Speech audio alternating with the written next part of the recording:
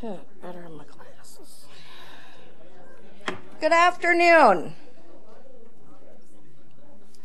If anybody that wants a seat, please take a seat. There are a few left up front here. Welcome to today's Cracker Barrel session. My name is Susan Kipke. I'm the chairperson of the Governmental Affairs Committee of the Mitchell Area Chamber of Commerce and will serve as moderator. These sessions are intended to provide information to the public.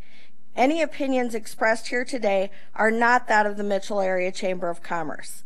The session will be broadcast via Facebook Live on the Mitchell Area Chamber of Commerce's account. Today's event will be broken down into two approximately 30-minute sessions. First, we will hear from Congressman Dusty Johnson. Next, we will hear from District 20 state legislators, Representatives Lance Koth and Paul Muskimmons, and Senator Josh Klum. The event is scheduled for approximately 1 hour, so I'll start by describing the first format. Congressman Johnson will talk for a few minutes, talk about session, maybe a particular item of interest, and then he will open it up for questions. He'll have approximately a half hour, so feel free to ask anything.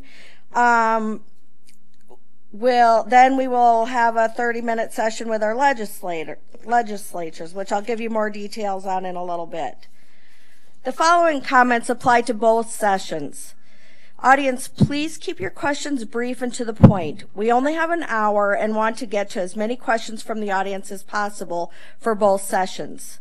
When asking a question, please find a microphone and speak clearly into it, stating your name and the question. We ask that you be respectful of one another and that audience members limit side conversations. And please turn off your cell phones. Please help me give a warm welcome to Congressman Dusty Johnson.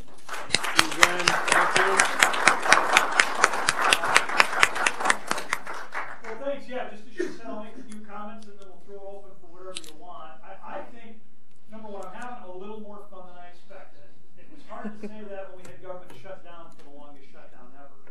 But I would tell you, in general, I'm finding it more rewarding, in part because there are really two Washington, D.C.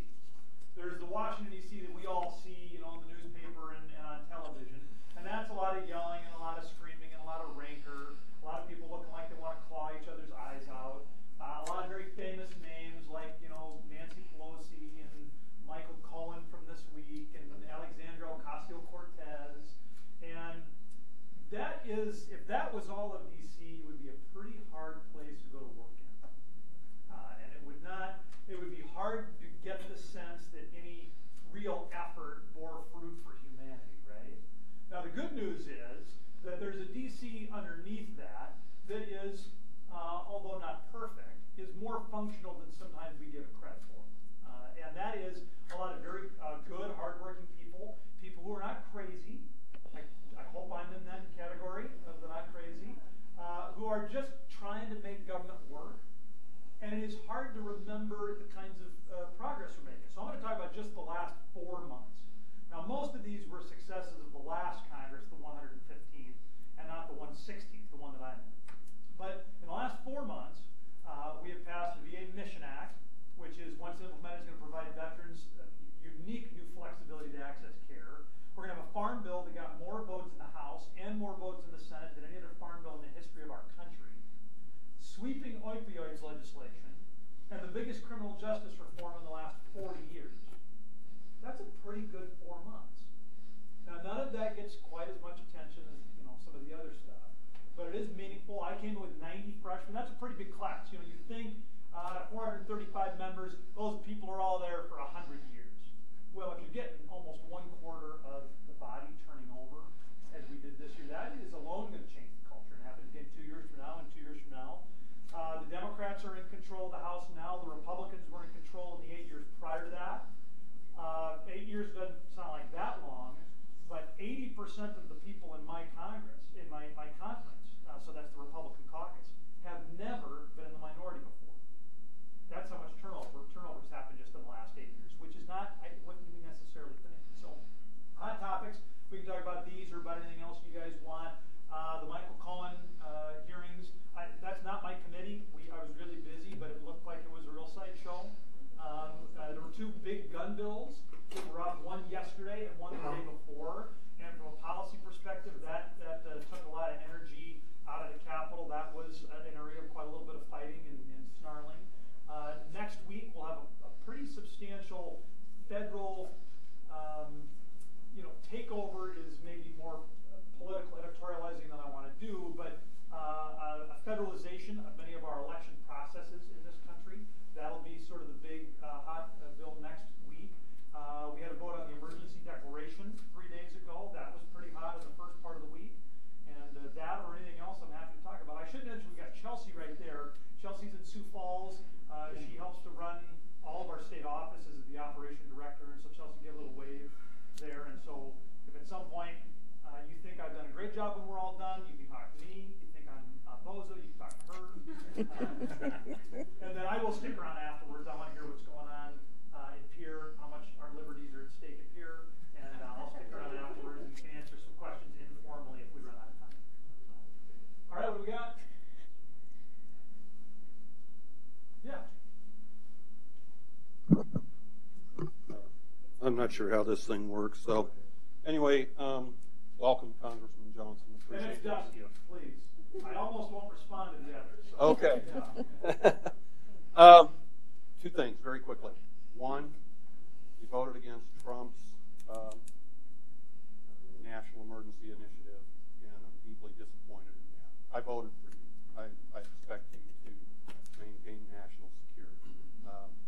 And building the wall is part of it, and supporting Trump in that process is part of it. As I understand it, I think you thought it was overreach, but I don't believe it is. And I do believe we have a national disaster going on with that issue. Well, I do border too, security. So, I'm sorry, say I said I do too. Okay, but we need to get something done, and it's not happening from the left side of the aisle. And so that's one. The second thing is that in gun control legislation, I truly hope, and I did not look it up, I don't know what your position is on it, but I truly hope you support the Second Amendment and not gun control, because gun is just a tool and not the root cause for violence. And so I truly hope you support legislation that protects the Second Amendment and our rights. We don't need to be punished for the actions of a few. So thank you for your time. I appreciate it. Well, at least we're starting out with easy questions. No, I'll take the second one first because it's less complicated. I voted against both the gun control measures in the last 2 days, and obviously it is a hot topic that splits America. But I, like you, felt like those were not really the right mechanism to really keep our country safe. The reality is we're not as healthy a country as we need to be. And we can't keep talking about the problems with mental health and not do something about it. But I would tell you, the size of the magazine, that doesn't really change the mental health issues. And in some respects, I fear talking about the physical components of a firearm, keep us from addressing the uglier truths about why is it that our kids want to hurt themselves or others. Root cause analysis. Yeah, I mean, we have, as a country, as a state, we have a lot of work to do. I mean, a lot of very difficult work, and it's going to take a lot more effort than I think we appreciate or realize. And I'd be a lot more interested. I am a lot more interested. I'm a lot more hungry for those kinds of conversations. I mean, I think I don't want to make up numbers on the spot, but I think we had 60,000 Americans commit suicide last year. That's pretty terrifying, and I think is something we're not focused on enough. So with the emergency declaration, by the way, I would tell you, and I'm sure this is not a unanimously held opinion in the room either, I do believe there's a serious crisis at the southern border. 60,000 people a month hit our southern border. And it's true that number is lower than it has been at times in our country's history. But you go 10 years ago when the number was bigger, it was a drastically different population. They were largely single young Mexican men. Not, listen, 80,000 single young Mexican men crossing the border. I'm not going to say that that's not without challenges, that doesn't cause some problems. But it's a very different problem than 60,000 when 2/3 of them are families or unaccompanied children. They create a whole series of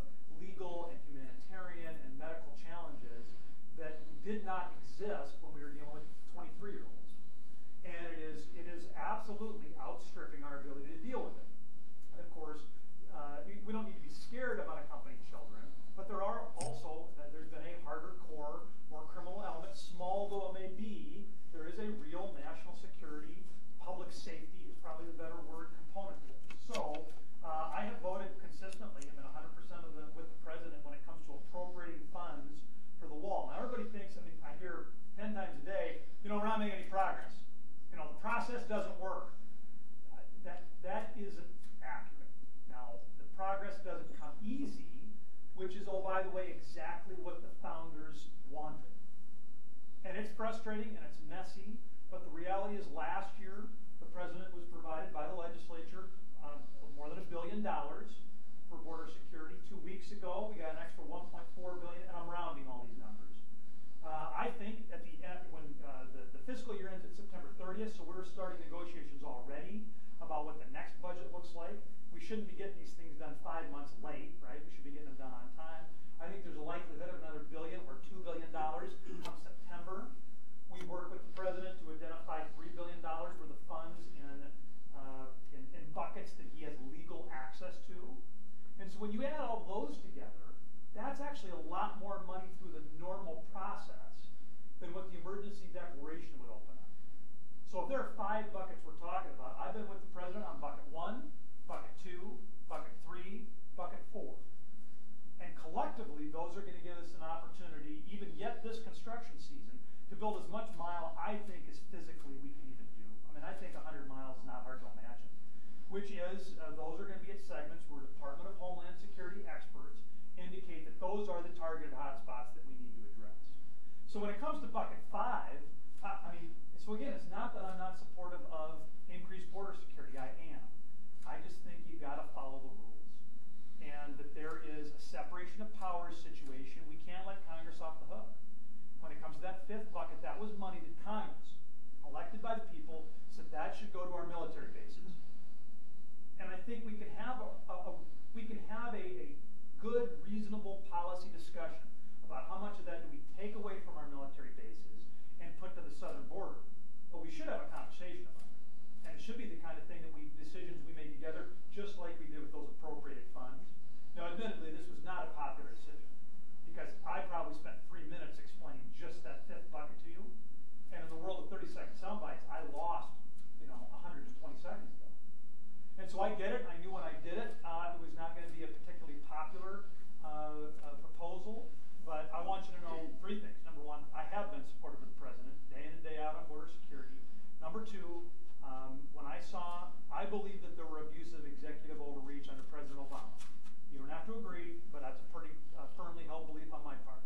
And I swore to myself years ago, before I ever knew Donald Trump would be president, certainly before I knew I was going to run for Congress, that if I ever got there, I would understand the importance of separation of powers.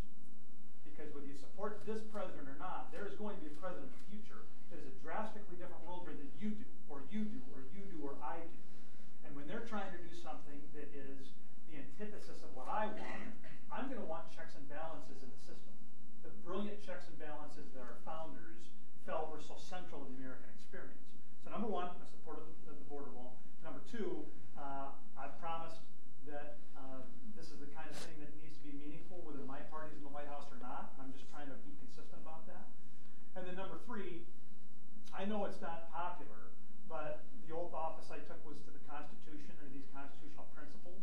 And so even if you disagree with me, I hope you'll respect the fact that what's motivating me is true love of this country, as opposed to anything, maybe less respectable. So let me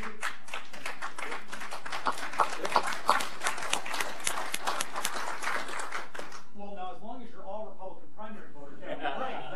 But this will certainly be something that'll be a net loser for me, and you and I probably still don't agree. But I'm listening to you, and you were willing to listen to me, so thank you.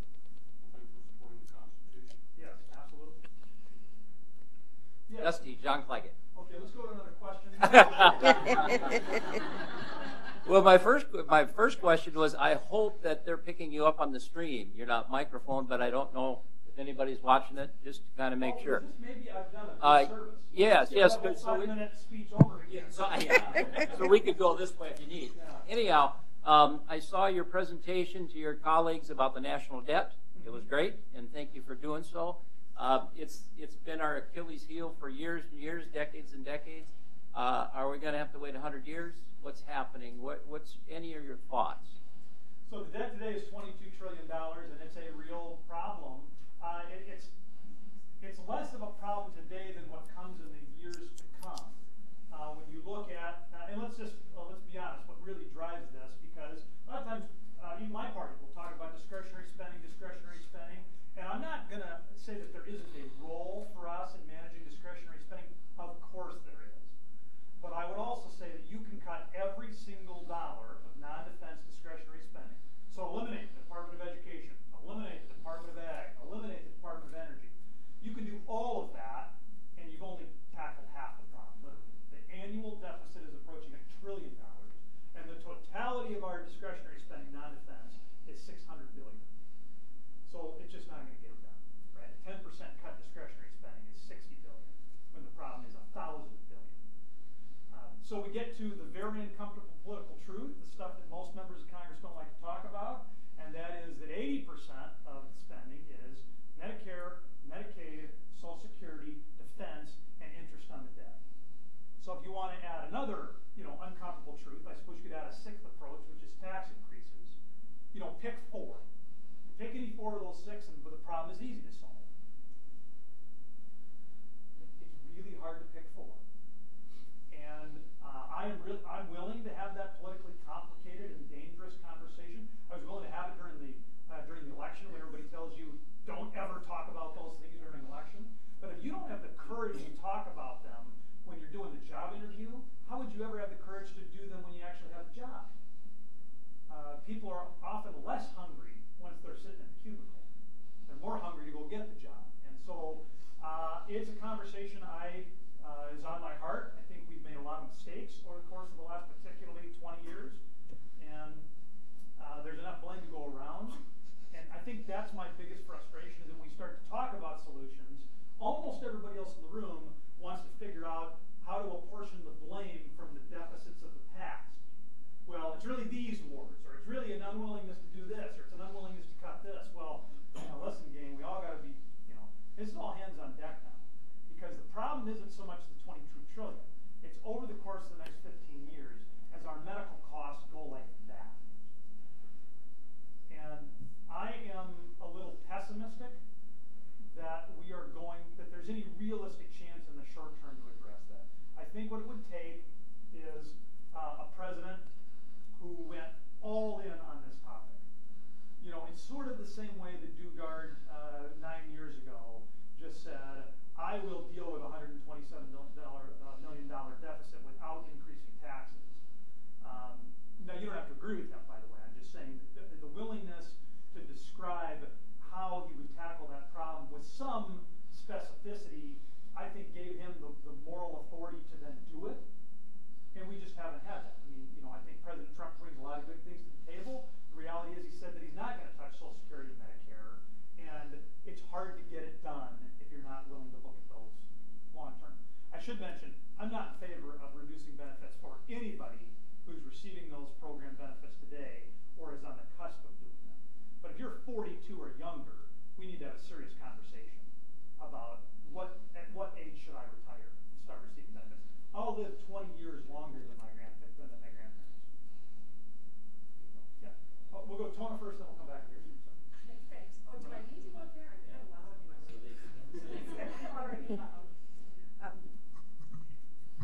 Thanks, Dusty, for everything. I love your thinking, your logic, being able to explain why you make decisions. So pretty proud of you for everything that's gone on now. And I know you're willing to stand up and take the stands. We don't have enough time to talk about the reservation problem, but I'm really interested in how we're doing on health services. And if you're seeing anything on your end or if it's too early, because it seems like we've got too many balls in the air and the poor Indians are suffering and dying. So tell us about Indian health if you have anything. It is good news. There's one thing that every single person in Congress agrees on. The bad news is that one thing is the fact that IHS is an absolute American embarrassment. And that it's a tragedy and that your chances of getting truly top-level care through the IHS system is lower than maybe it ever has been. And it's really hard to stomach that that's where we're at. Now, in a number of tribal communities, reservations,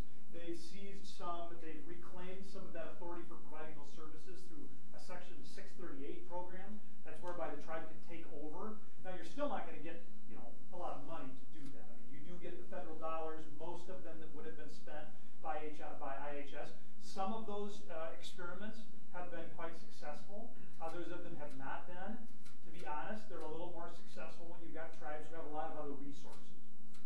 Gaming, but there are tribes who are also well off for reasons other than gaming. The South Dakota tribes are not rich, and they want to work through a Section 638 process, but they have told me as they visited with me that they still have ways to go before they can build the capacity necessary to even contract with medical providers to deliver those processes well. I have not a lot of faith that the existing IHS leadership can make any meaningful improvement in health outcomes. And so I think we need drastic reforms, and I'm willing to do almost whatever I can for any of the South Dakota tribes who want to exercise that 638 authority, because I think they'll make mistakes, but that's how you build capacity. That is how, over the long, it's that innovation, right? Innovation doesn't come without errors. And if we have 4 or 5 of our 9 tribes who are in the trenches, sort of owning these problems, I think we are going to get better outcomes than we would get by, hoping that bureaucrats who live hundreds or thousands of miles away are going to understand the challenges at Wanley. They don't, and frankly, there aren't even enough South Dakotans who really understand the problems at, Enemy Creek. Yeah. Oh, sorry. I'm here first, then we'll come over. Sorry. I was going to ask something about Social Security. And I know that Social Security is one of the entitlement programs, if you will, or things that we invest into over the course of our lives, and doing away with it just carte blanche is not feasible.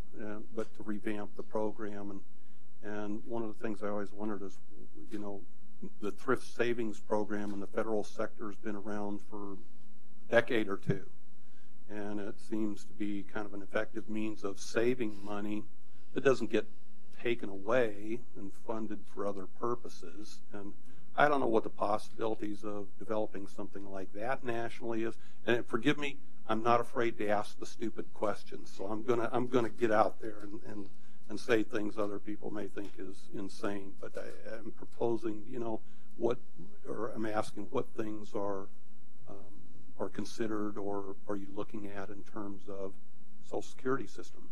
Yeah, really good question. Just even the fact that you understand the thrift savings account system. I mean, almost nobody would, right? And that's in essence the federal employee pension system, right? So sort of the 401k, although it's defined benefit, not defined contribution. And it runs pretty well, right? I mean, there are a lot of these governmental pension systems like Illinois where it's a train wreck. You can see it coming.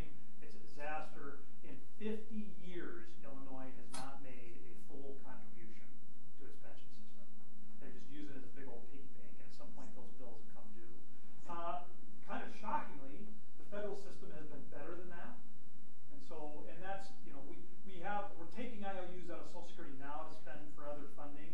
But that, when people say that Social Security goes bust in 2034, they're assuming that all those IOUs get paid back. I mean, even if there's no money in this account, on paper there is. And so 2034 is not just a borrowing problem, it's a flat out, not enough people in the system to be able to pay for benefits. It used to be that there were, I think, 7 workers for every retiree not all that long ago. Now we're on the cusp of 2 workers for every 1 retiree. Math doesn't work very well. So as far as what we can do long term, we're going to have to do what Tip O'Neill and Ronald Reagan did in '83, which is just be honest that you've got to scooch up the retirement number. So if I'm 42, already for Social Security, I don't get to retire at 65, kind of the old traditional number. I'll retire at 67. Tip and Reagan and the others phased that in over the course of 20-some years, slowly moving up the retirement number. We need to do something like that again. And the math gets a lot easier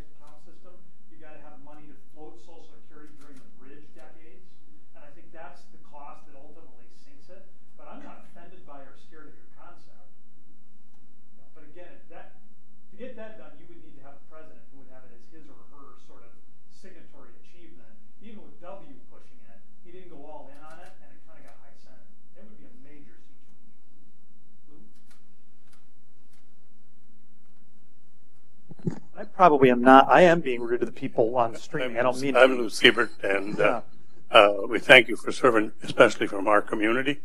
A local guy. We haven't seen that before, have we? Well, George McGovern. George McGovern. Well, he's from Woonsocket. Avon. I don't know if you can fill us in a little bit. We talked tariffs, the income part of our world today, tariffs and economic growth. Can you fill us in a little bit on that? Yeah. You know, when you're talking about increased tariff, I'm assuming that's government money coming to the finance department in Washington, D.C., and economic growth.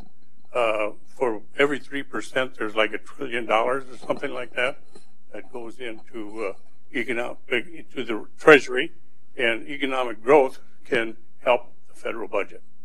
Yeah, so we'll take growth first, 2.9%, which is pretty healthy. I mean, the target number was 3%. But even though, 2.9 is really an aggressive growth rate given the maturity of our economy, we're seeing real wage growth, which it is the most frustrating thing for me about these economic recoveries is how long it takes to see real wage growth, which is wages increasing faster than inflation. We've had that the last few quarters, but I feel like we're late in the cycle, meaning that it's not hard to imagine a slowdown at some point. Now, I don't know when. Maybe it's 2 quarters, maybe it's 8 quarters, but these never go on forever. And I think we are now at the longest period of economic expansion in recent American history.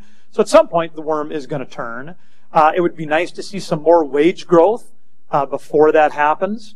Frankly, and even on this deficit stuff, growth cures a lot of ills, as you alluded to. When it comes to tariff, I just got to tell you, I'm a free trade guy. I think market access is a really important way to feed the world, put more money in the pockets of Americans who are making, there are more dollars of manufactured goods being made in America today than there ever have been. We sort of think the era of manufacturing has passed, but that's not true. We're manufacturing different things. There's been a lot of disruption to the economy in the last 40 years. Don't get me wrong. There are people who have skills that made sense in an economy 10 years ago, but don't make sense today. It's hard for those people to try to figure out how do they build a skill set that will be well compensated in the economy. So I get it. All of these things are uncomfortable. But I want you to think in your mind about what country is the 5th largest market for American corn. It's probably a big country, right, with a lot of mouths to feed. It's Colombia. And it's because we have a trade agreement with Colombia. And when you remove those barriers, it's very easy for us to feed Colombians and feed Colombian livestock. And those trade agreements, when done properly, can be a huge part of expanding the American economy. So USMCA, that's the new NAFTA, I think is a pretty good piece of work. Congress needs to approve it, needs to ratify it. The White House says that that's their top priority. We haven't seen a lot of action on that yet, but I got briefed by a senior official just 2 days ago, and they were talking during the summer, maybe late summer. China is the next trade agreement that's got to get done. When the Chinese are out of the market for beans, it's a real problem for America. It's a real problem for South Dakota. They have started to make, they're real purchases, right? Don't get me wrong. But they are very modest in the scope of what we really are used to seeing in the American economy. They're in the market for beans more as a political statement than as an economic one.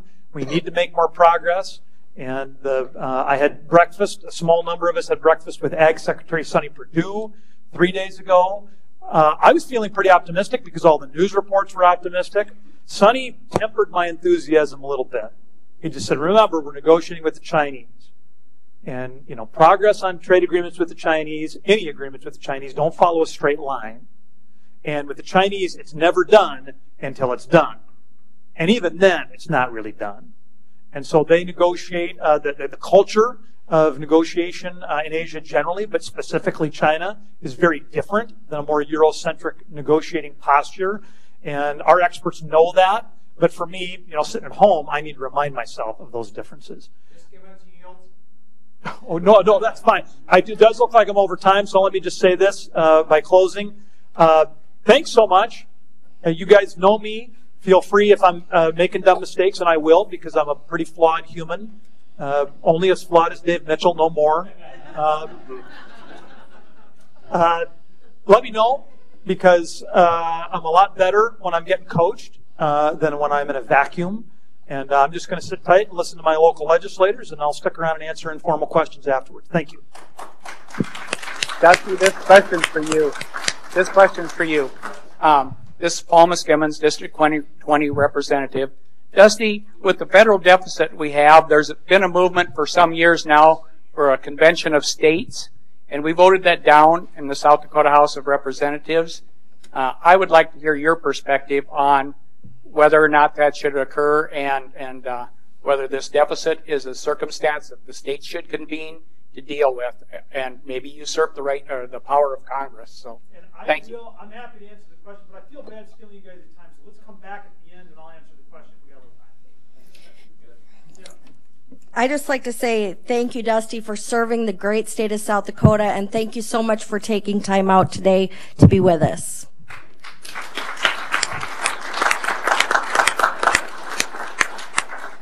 We'll take just a minute to get organized, and then we'll proceed with the second session.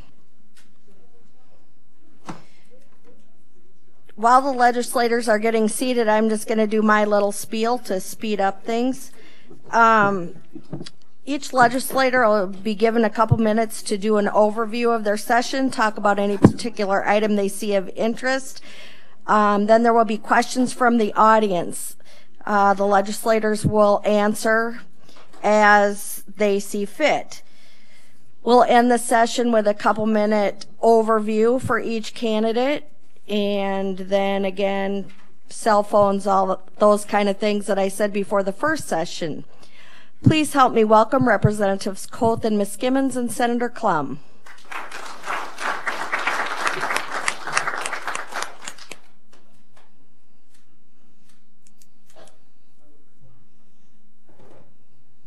I'd be honored to go first. I'm Paul Muskimmons. This is my first term as District 20 representative, and I want to thank the people of District 20 for the opportunity to serve in Pierre. What an incredible opportunity to learn about our great state. Every day I learn new things about the people and the opportunities and the dreams of our people. And the legislative gatherings in the evening are one of the best times to learn about the dreams of different communities and different organizations in the state of South Dakota. So at times it's overwhelming. I have a summer full of reading to catch up and to learn more about all of the organizations and their goals for our state. But I thank the people for this privilege. Thank you, Susan. I'm Lance Koth. I'm representative of District 20. My first term also, and I too am trying to learn a lot here, and I was just talking with a good friend up front here, who former mayor and former legislator, that I am a part of the Appropriation Committee, so I spend a lot of time working within that committee. Yesterday, Thursday, was my first day since the opening of this year's session that we did not have a committee meeting, and I was lost. I found out that to run from, and I'm joking here, lobbyists takes a lot of energy. But anyway, thank you for allowing me to serve. Thanks everyone for showing up again today on a cold, snowy day, but I'm glad everyone was able to make it. Thanks to the Chamber for hosting us. This session, as I said in the first Cracker Barrel, has been going very well in my opinion. This is my 5th session in office, and I think this has been, I want to say, the easiest session. We've had some tough issues we've dealt with, and we've dealt with them one way or the other, and then we've moved on. And so what we're really down to now is the finalization of the general budget, and that's Representative Koth and the Appropriations Committee. That's where they'll do most of their work and getting the final numbers hammered out. I know we'll be going back Sunday night, and we'll have evening caucuses where the Senate Republicans will talk about what are our final priorities, and then our people will take that back to the Appropriations Committee, and I'm sure the House will do the same thing. And that's just kind of how everything gets hammered out. And so other than that, we've had a few bills of interest that may come up. We've had industrial hemp that has been actively opposed by the governor that we passed out of the Senate Senate Ag Committee yesterday. I did support that. I feel like it won't be a golden egg for farmers, but it could be another tool in their toolbox. So I understand the concerns of the law enforcement side of things, but it's already going to happen whether we would have passed this bill or not, since it's been okayed at a federal level. It's going to be coming through our interstates, and they're going to have to learn how to deal with it, whether or not we legalize it or not. So just some of the issues I've been working on. And so any other questions you guys have, shoot, or go for it. Don't shoot. Go ahead, Lance. I would be remiss if I didn't thank those that served prior to myself being serving. And listening to Congressman Johnson, I respect you.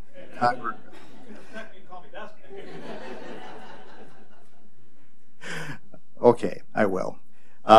Listening to Dusty, it just reminds me that our state, the budget is balanced. And Dusty, you were there. Tona Rosum, you were there, I believe.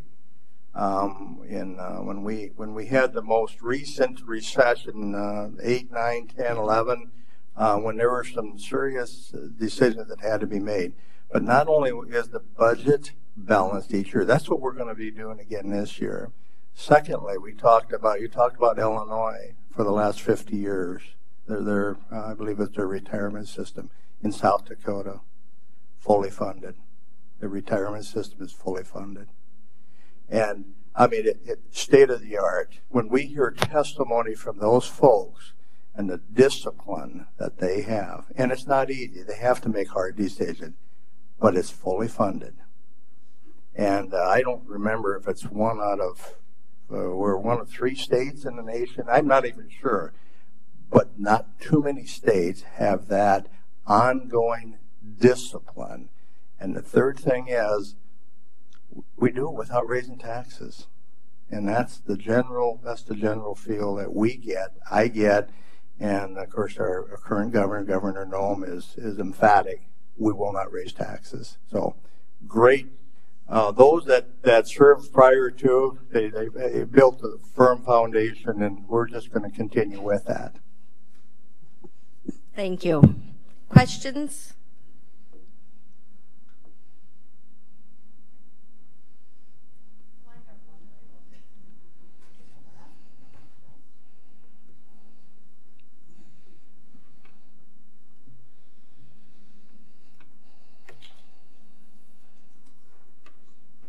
Okay. Ione Klinger from here in Mitchell. I'm going to base my question on 3 newspaper articles that I had from just this last week.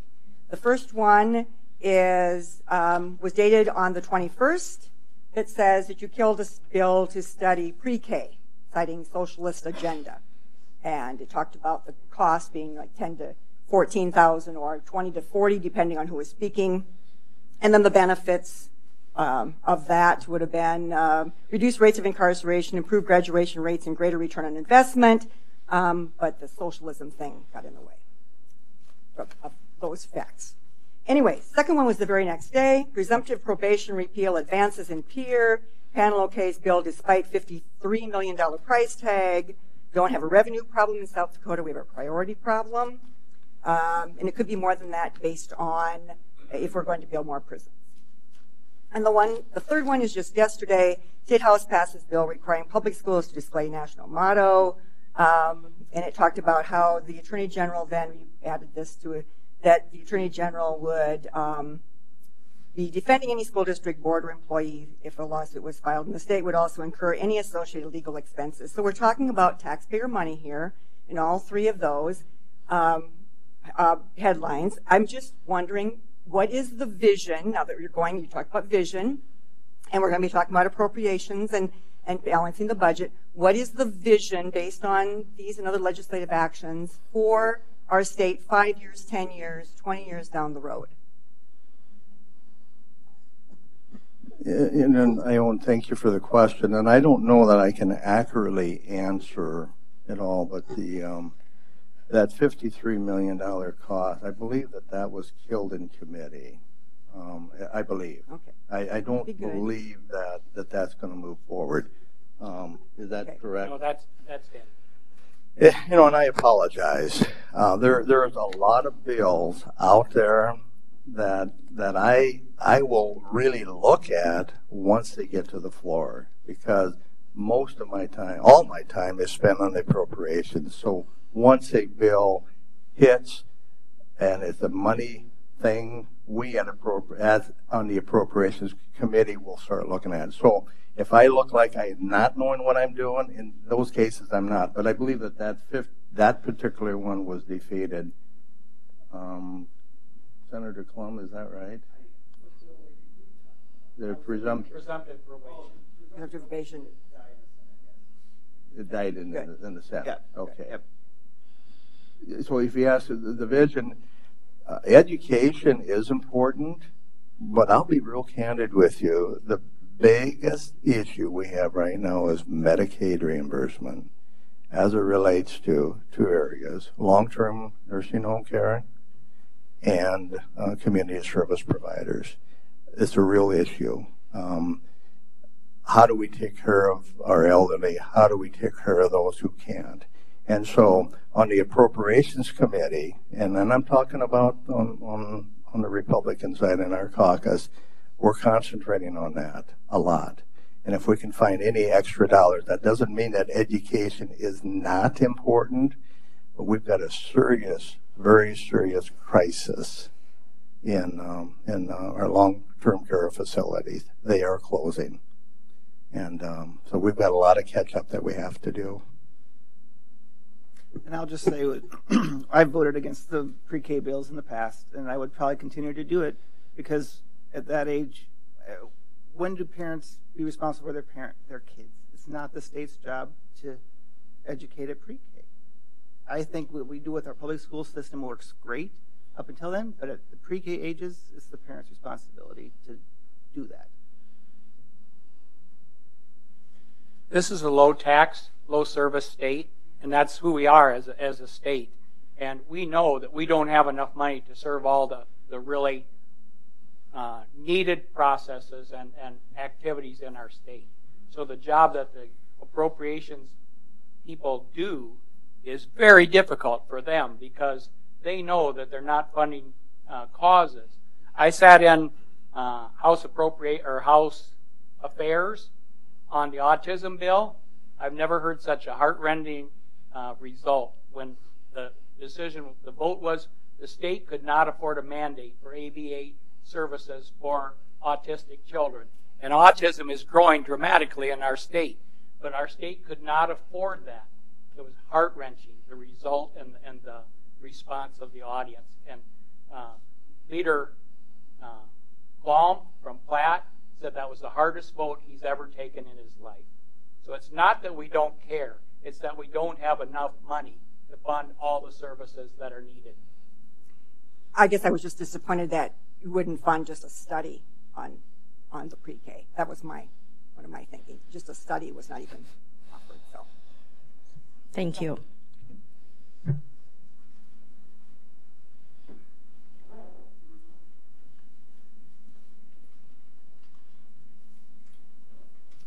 Bill Spanos of Mitchell. There are certain leaders of several states that are basically advocating infanticide, and having abortions right up till birth. What is the state legislature doing to protect the preborn? Well, in South Dakota, they're pretty protected now. We're one of the best states when it comes to that issue, so we're already doing it. We passed a House concurrent resolution expressing our disgust with the actions that were taken by the state legislature of New York, asking for a day of prayer, and in South Dakota for the lives that will be taken, because right to life in South Dakota is well supported in the legislature. We passed, I believe, 3 bills to strengthen laws in our state on abortion, or the prevention of abortion in South Dakota. So we took a stand. A resolution doesn't really accomplish anything, Phil, but we expressed our disgust.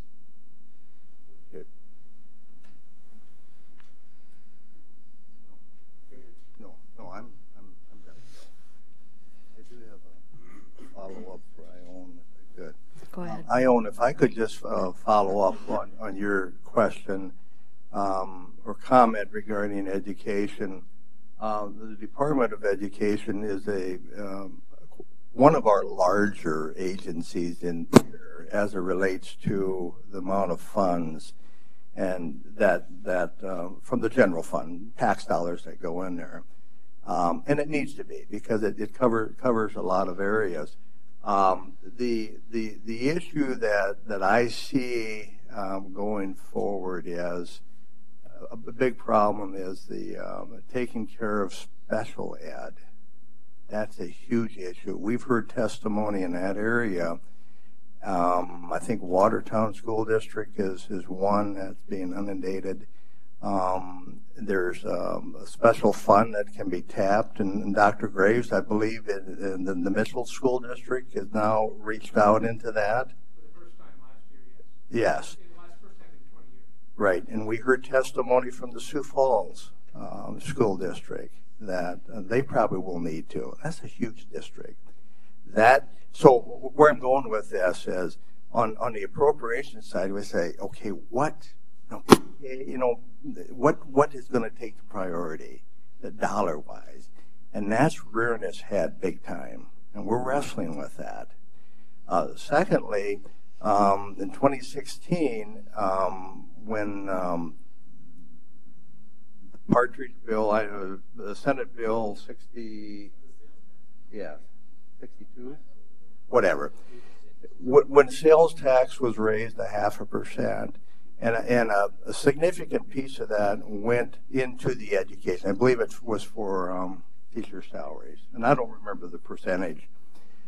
Now that we're collecting remote sales tax, we're trying to figure out how do we keep the promise of reducing sales tax by 0.5% when sales tax from remote sellers reaches certain levels, which is 20 million. And we reduce it by 0.1%. But that was the promise. That was how the bill was passed. Right, wrong, or indifferent. So all of a sudden we have that we're looking at, and that's gonna create a gap for a lot of things. And one thing that's not going to happen, we're not going to pull back that money that was given to the educators. We're not going to. That's real. That's there. But how do we replace that we already gave away when sales tax revenue from remote sellers will grow at this point? And there's about $4 to $5 million gap. When it reaches 20 million, we would drop 0.1%, which really equates to probably about 25 million. So the cowboy math probably wasn't real good, but so we have that gap that we're, as appropriators, we're trying to figure out how we're going to fill that. Which, we have these buckets. We've got education. We've got all of this, but I wanted to mention the special ed. That's a real serious issue that we're hearing a lot about, and you folks know about that. Okay, we have time for one more quick question.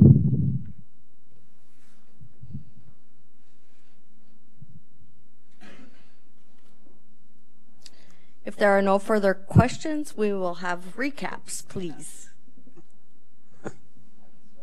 Well, thanks for coming, guys.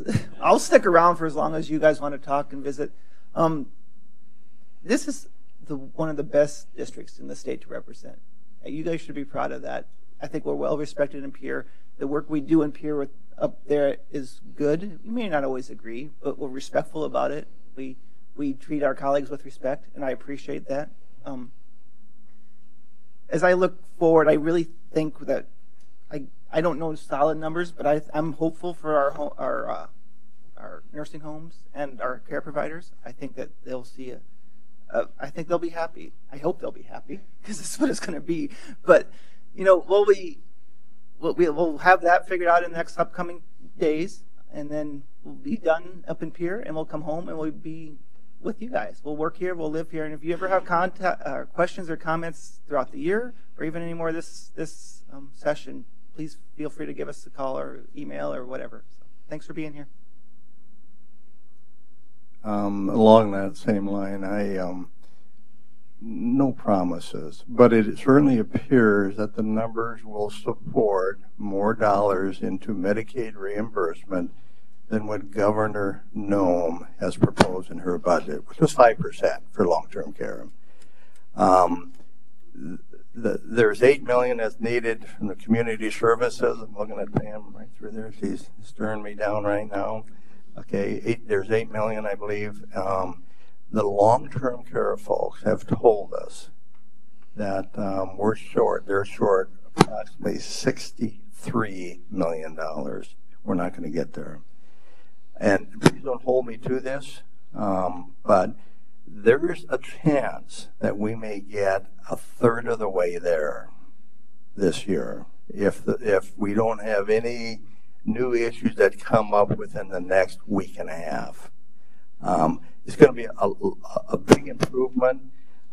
Secondly, in addition to hearing testimony from a lot of folks, I believe this was one of the first years in a while that the appropriators brought into the same room in a round table the agencies as it relates to long-term care and long-term care providers, because there were some numbers that just didn't make sense. They were coming up with two different cost numbers, and brought into was a round table, a lot of good, honest discussion. And from that, there will be a bill. I'm not sure what all it will be, but hopefully there will be a mechanism going forward that will have a good, accurate number on what the cost is, and then have a method by which Medicaid reimbursement can be funded into the future. And I'm excited about that because at least it gives a template. We don't have to start over every year or kick the can down the road and say, now what do we do? At least it's a good start. So I'm excited about that. Thank you for letting me serve. I didn't realize how many times on some of these bills, I thought many of them would be more black and white than they are. Many times we decide on a vote between parental rights and HIPAA, or on lower taxes or local control. I believe in both of those. So when you get those bills where you don't know which side of the peak to land on or how far to go, that's the challenging part that I found in my first term in Pierre.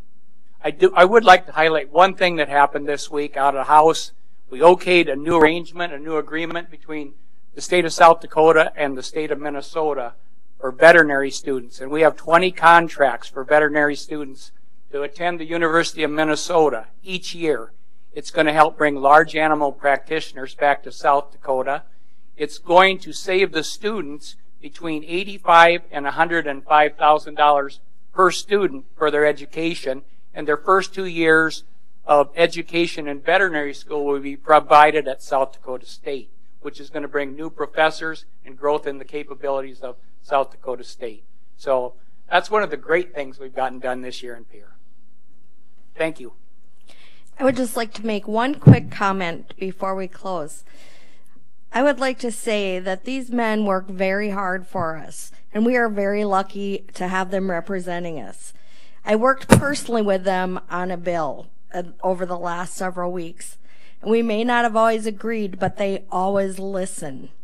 And I just want to tell you that they are approachable and they serve us well. So thank you very much for your service.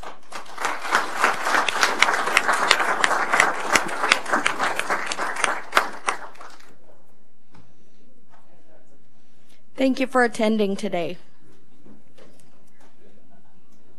Dusty, could you speak on that Convention of States? Because I had probably more emails on that than any other bill that we voted on.